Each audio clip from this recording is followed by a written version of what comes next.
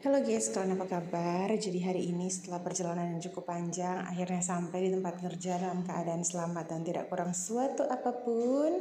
Setelah sampai, seperti biasa kita taruh sepatu dulu di tempat sepatu, masuk dan pakai sendal khusus untuk di dalam klinik.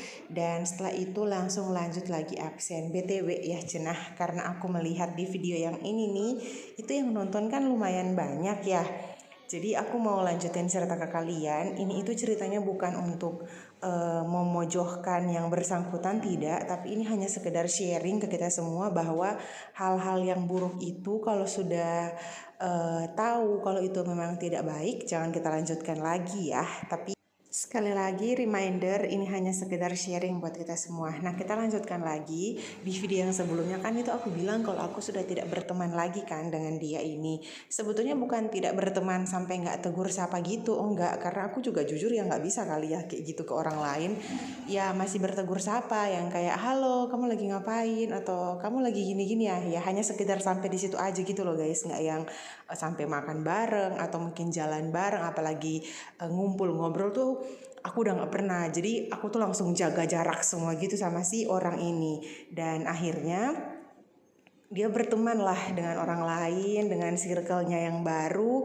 Dan ya di pikiran aku di awalnya itu kayak semoga dia sudah berubah nih jadi orang yang bagus. Tetapi waktu proses berjalan tiba-tiba mulailah terdengar desas-desus di telingaku kalau misalnya di tempat circle barunya yang dia kumpul ini adalah mulai kayak kehilangan uang dalam jumlah mungkin sedikit-sedikit, mungkin pertama 100.000 atau mungkin 50.000 ya, tapi kalau diambil sampai 3, 4, 5 kali kan lumayan ya.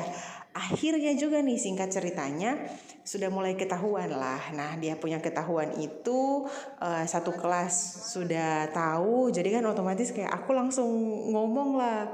Iya, jadi dia tuh dulu juga pernah ngelakuin hal yang sama di aku. Teman-teman garis bawahi kenapa aku tuh tidak menginformasikan tentang sifat dia ke teman-teman di kelas, karena aku sayang betul ya, kayak maksudnya ya dia tuh teman dekat aku pertama kali ketika aku kuliah, jadi pasti aku sayang lah kan sama dia gitu.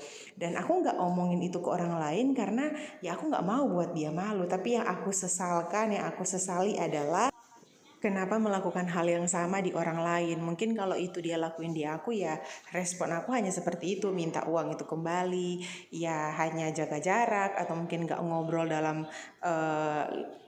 pembicaraan yang panjang gitu kan. Tapi mungkin kalau dia lakuin itu di orang lain, ya respon orang lain akan berbeda begitu. Yang ujung-ujungnya juga ya dia akan malu sendiri begitu kan.